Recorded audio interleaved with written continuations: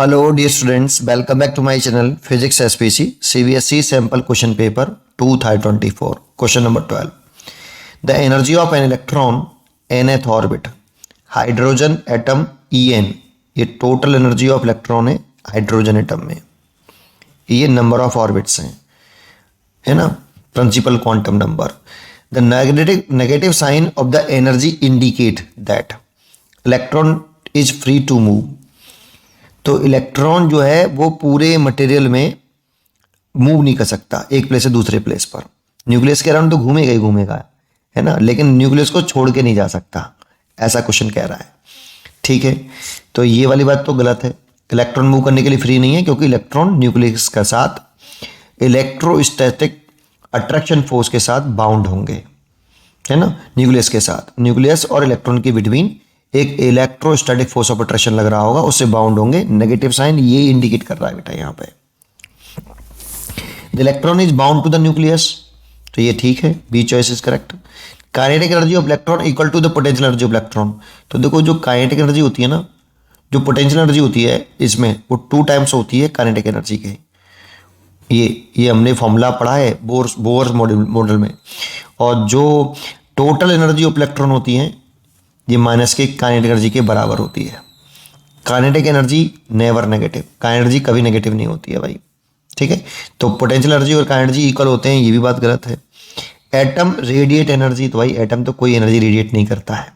ठीक है, नहीं, वो तो इलेक्ट्रॉन जब घूमते हैं एक फिक्स्ड ऑर्बिट में तब तक वो कोई एनर्जी रेडिएट नहीं करते, लेकिन जब इलेक्ट्रॉन एक ऑर्बिट से दूसरे ऑर्बिट में जंप करते हैं तब वो एनर्जी एब्जॉर्ब और रेडिएट करते हैं.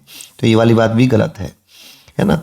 और ये जो कह रहे हैं ना electron is free to move, का मतलब है इलेक्ट्रॉन न्यूक्लियस के अराउंड तो घूमते हैं बेटा, बस केवल इलेक्ट्रॉन एक प्लेस से मटेरियल में एक प्लेस से दूसरे प्लेस पर न्यूक्लियस को छोड़ के नहीं जा सकते, एक ही न्यूक्लियस के अराउंड घूमना पड़ेगा उसको. इसका मतलब वो फ्री नहीं है. Electron is bound to the nucleus का मतलब यही है ना. देखो मैं यहाँ पे एक चीज दिखाता हूँ. The significance of the negative sign is total energy. The negative sign is total energy of an electron, signifies that electron nucleus is form a bound system. The revolving electron is bound to the nucleus and energy will required to make it free.